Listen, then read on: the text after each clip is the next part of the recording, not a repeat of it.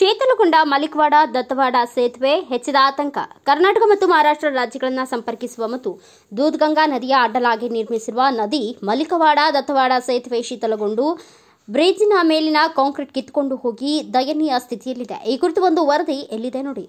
ಗೋರ್ಸ್ವಾಡ, ದತ್ತವಾಡ, ಮಲಿಕವಾಡ, ಸದ್ದಲಗ, ನೇಜ, ನಾಗರಾಳ, ವಡಗೋಲ, ಯಾದ್ಯಾನವಾಡಿ ಗ್ರಾಮಗಳಿಗೆ ವರದಾನವಾಗಿರುವ ಈ ಬ್ರಿಡ್ಜ್ ಬಹಳಷ್ಟು ಶೀತಲಗೊಂಡಿದೆ. ಇಲ್ಲಿ ನೂರಾರು ಜನರು ಸೇತುವೆಯ ಮೂಲಕ ವಾಹನ ಸಂಚರಿಸುತ್ತಾರೆ. ನಿರಂತರ ಪ್ರವಾಹ ಮತ್ತು ಸೇತುವೆ ಮೇಲಿನ ಭಾರೀ ವಾಹನಗಳ ದಟ್ಟಣೆಯಿಂದಾಗಿ ಈ ರೀತಿ ಉಂಟಾಗಿದೆ ಎಂದು ಕಂಡುಬರುತ್ತದೆ. ಬ್ರಿಡ್ಜ್ ಮೇಲಿನ ಕಾಂಕ್ರೀಟ್ ಕೆಲವು ಸ್ಥಳಗಳಲ್ಲಿ ಹೂತು ಹೋಗಿದ್ದು, ಕೆಲವು ಕಡೆ ಸಿಮೆಂಟ್ ಕಂಬಗಳು ಕಿತ್ತು ಹೋಗಿವೆ. ಕಾಂಕ್ರೀಟ್ ಕಿತ್ತು ಹೋಗಿರುವುದರಿಂದ ಆಣೆಕಟ್ಟಿನ ಎರಡೂ ಬದಿಗಳಲ್ಲಿ ಬಿರುಕುಗಳು ಉಂಟಾಗಿದೆ. ಮಹಾರಾಷ್ಟ್ರ ಮತ್ತು ಕರ್ನಾಟಕ ರಾಜ್ಯಗಳನ್ನು ಸಂಪರ್ಕಿಸುವ ಮಾರ್ಗವಾಗಿ ಈ ಬ್ರಿಡ್ಜ್ನ ಮೂಲಕ ಸಂಚಾರ ಹಾದು ಹೋಗುತ್ತದೆ. ಜೀವಹಾನಿ ಮತ್ತು ಆರ್ಥಿಕ ನಷ್ಟಕ್ಕೆ ಕಾರಣವಾಗುವ ದೊಡ್ಡ ಅಪಘಾತ ಸಂಭವಿಸುವ ಸಾಧ್ಯತೆ ಇದೆ. ಸಂಬಂಧಪಟ್ಟ ಅಧಿಕಾರಿಗಳು ಈ ಬ್ರಿಡ್ಜ್ ದುರಸ್ತಿ ಮಾಡಬೇಕು. ಈ ಭಾಗದ ಜನರು ಮನವಿಯನ್ನ ಮಾಡಿಕೊಂಡಿದ್ದಾರೆ.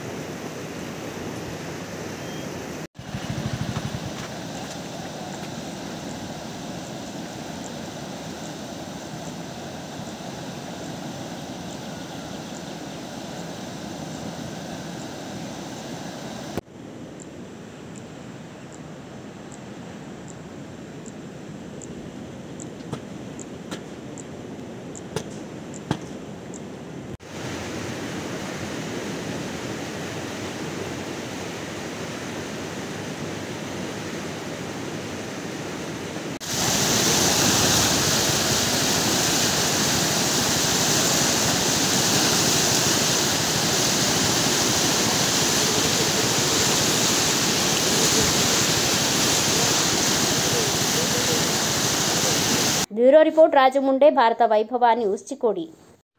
Thanks for watching. Read, discuss and debate with editor Dr. Yan Prashant Rao. Wanted reporters in print, digital and visual media for Bharat Vaibhav Daily Newspaper, BV News 5 Channel and BV Fast Web News from all the talukas of Karnataka, Goa and Maharashtra. If interested, send your resume to 9019229369.